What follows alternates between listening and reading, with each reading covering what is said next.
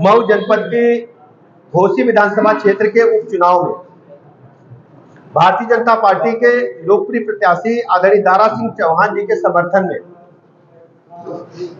अपने चुनाव कार्यालय पर हम आप सबसे मिलने के लिए बैठे हैं। पूरे प्रदेश की जनता जानती है कि समाजवादी पार्टी जब जब सत्ता में रही, इन्होंने अराजकता को, गुंडों को, माफियाओं को, प्रॉपर्टी कब्जा करने वालों को, बहू बेटी की इज्जत आबरू बुरी नजर से देखने वालों को प्रमोट करने का काम किया है। कल समाजवादी पार्टी के राष्ट्रीय अध्यक्ष की जो मीटिंग थी,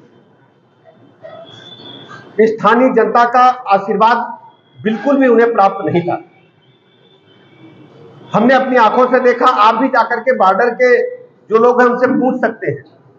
मैंने जो सूची प्राप्त किया है अपने कार्यकर्ताओं से और मैंने भी लोगों से बात किया है, पास के सभी जनपदों से, इवन देन मैं कह सकता हूं कि बनारस तक से, सुल्तानपुर तक से भर भर के कार्यकर्ता समाजवादी पार्टी के बसों में बैठ करके आए थे। आजमगढ़, गाजीपुर, बलिया, देवरिया, सुल्तानपुर, कुशीनगर, अंबेडकर नगर, गोरखपुर, वाराणसी, यानी मैं कह सकता हूं कि जो अखिलेश यादव जी की मीटिंग में जो लोग बुलाए गए थे, वो घोसी मऊ के कार्यकर्ता न होकर के पूरे प्रदेश के समाजवादी पार्टी के कार्यकर्ता आकर के उनकी मीटिंग में शामिल हुए। स्थानीय जनता का, स्थानीय मतदाताओं का आशीर्वाद समाजवादी पार्टी को बिल्कुल भी प्राप्त नहीं है। उसका मुख्य कारण यह है कि समाजवादी पार्टी जब जब पावर में रही है, घोसी को उन्होंने बुरी तरह से डिस्टर्ब किया है, अराजकता की आग में झोंका है, गुंडों माफियाओं की चरागाह स्थली बनाने का काम किया था। भारतीय जनता पार्टी की सरकार 2017 के बाद से अब तक प्रदेश में जितने भी सक्रिय माफिया गिरोह हैं, जितने भी गुंडे बदमाश हैं, उनके खिलाफ कड़ी कार्रवाई करते हुए मैं दावे के साथ कह सकता हूं कि एक भी ऑर्गेनाइज्ड क्रिमिनल संगठित माफिया गिरोह इस समय प्रदेश में सक्रिय नहीं है। या तो वो जेल में है या प्रदेश के बाहर है। हर स्थिति में उत्तर प्रदेश में, घोसी में हम कानून व्यवस्था मजबूत करेंगे।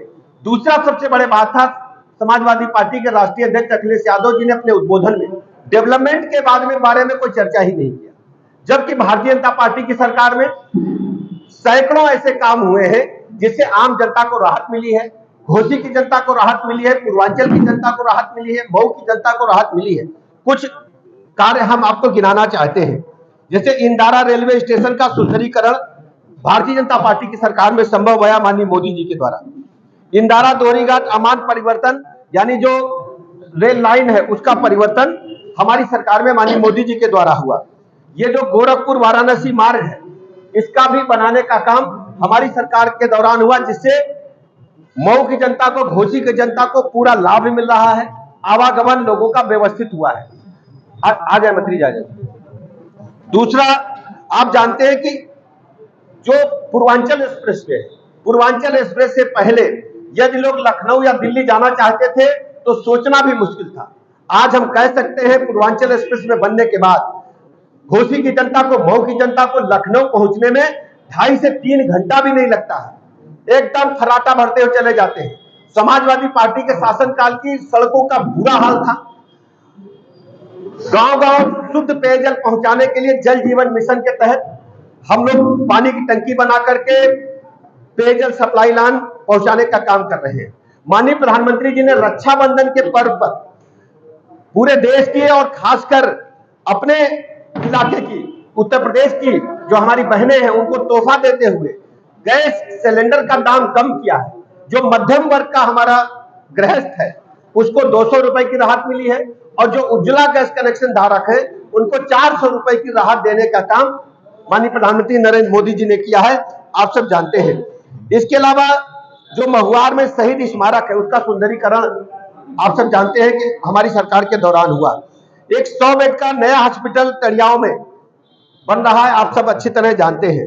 कोपागंज गौरी शंकर मंदिर के सुंदरीकरण हेतु 1 करोड़ रुपए स्वीकृत कराया गया है। पर्यटन की दृष्टि से पकड़ी ताल व फतेहपुर ताल नर्जा के लिए सुंदरीकरण कराने के लिए हम लोग प्रस्ताव भेजे हैं। पूर्वांचल एक्सप्रेस से 3 घंटे में लखनऊ आप पहुंच सकते हैं। इसका मैं उद्बोधन आपको पहले ही बता चुका हूं उद्बोधन में। सबसे बड़ी बात थी, बहुत दिनों से डिमांड थी मऊ के लोगों की, घोसी के लोगों की यहाँ पर एक मेडिकल कॉलेज बनना चाहिए। तो पीपीपी मोड पर मेडिकल कॉलेज हम लोगों ने स्वीकृत किया है और शीघ्र ही बेहतर से बेहतर मेडिकल कॉलेज स्वास्थ्य सेवाओं को, टर्सरी केयर की सुविधाओं को मरीजों को हम यहाँ देने का काम करेंगे। जो हमारा रोडवेज का बस अड्डा है घोसी का, उसका भी हम लोग पुनरुद्धार कराने का प्रस्ताव शासन से मांगे हैं और शीघ्र ही वहां पर काम शुरू होगा। कुल मिलाकर के भारतीय जनता पार्टी की सरकार में, योगी जी की सरकार में हम घोसी के डेवलपमेंट के लिए काम कर रहे हैं, जबकि समाजवादी पार्टी लगातार भाई भतीजावाद, परिवारवाद, भ्रष्टाचार, अपराधियों को पुष्पित पल्लवित करना और डेवलपमेंट पर कोई ध्यान न देना।